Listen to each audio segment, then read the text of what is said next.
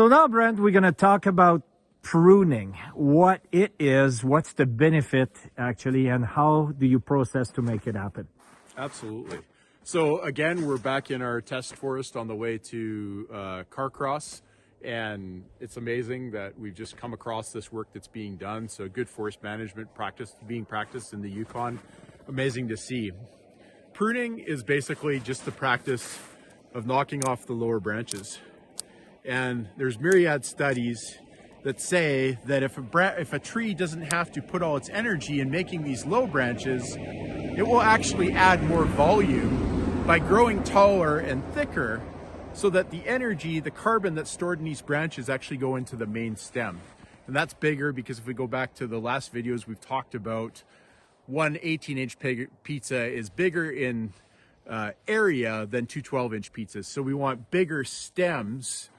And the canopy is important, but it's important at height because that's the part that's really cleaning the air and grabbing CO2 and storing it into the tree. So we want to collect up here and then add the volume into the main stem.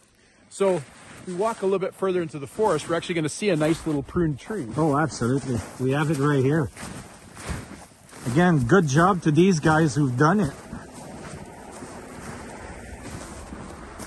So we don't know if this was an intended treatment, although we see a lot of it, so we're assuming it is.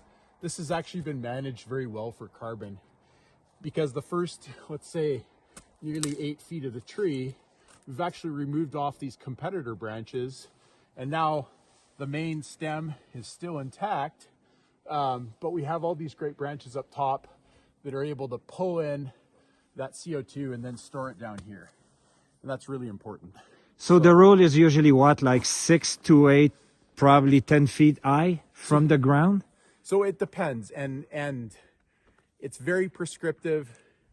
We first look at soils condition or biogeoclimatic zone, which takes into account the weather, how many degree growing days we have. And then we think about the actual size, diameter at breast height, DBH, of the existing tree and how tall it is.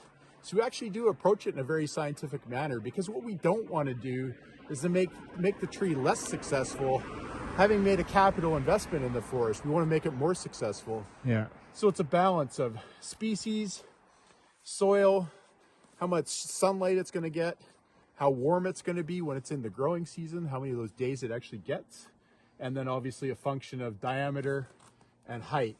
And that will in general tell us to what height that we want to manage to. Now, of course, if humans are managing it, you're only going to get to a certain point without getting very labor intensive to have a saw overhead and then a falling hazard. So this is typically the quickest you're going to get, which is what I can reach. But there are other methods that are mechanical. We have devices that clamp around the tree and will climb the tree based on hydraulic motors, and they will roll right up the tree and knock out a bunch of the branches. And then of course we always want to collect that and either leave it in the form of small mammal habitat piles so they can run from place to place without necessarily being picked off by predators, especially aerial predators, although that's part of it. So critters, we call that critter habitat. But what we don't want to do is an over-densification of woody materials on the forest floor, so that when we do have an impact of wildfire, we can actually see it go through quite quickly. As we talked about our heat, or our triangle for fire, remove that fuel side, we're just now left with heat and oxygen, and the fire should go somewhere else. What can you add regarding actually potential animal migrations? Like if there's very dry area, you can bring actually some beavers, creating dams, helping. So it's not just taking care of the forest itself, but there's ways, I guess, that you can use the animals to help these trees grow and get these forests to get improved. So absolutely, there's been a myriad of studies on the subject. And there's tests that are ongoing, particularly with the flight of the woodland caribou, or the plight rather, of the woodland caribou. So balancing forest treatment and the need for extraction with creating great habitat for animals is something that's being scientifically studied. And what we want to do is take those scientific studies and put them into practice and make sure by monitoring that we're actually being successful. And of course, Jacques, our very knowledgeable and expert chief of sustainability, he's an expert in the Canadian mammals in the woodlands. So we lean heavily on his expertise, as well as the expertise of his colleagues, to make sure that we are doing the right things.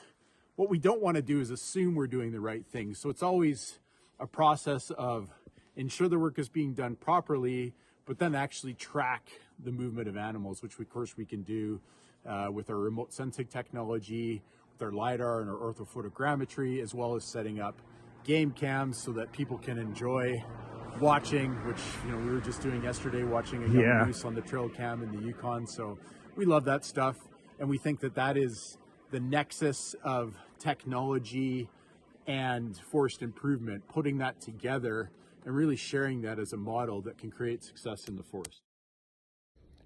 Thank you for watching this video.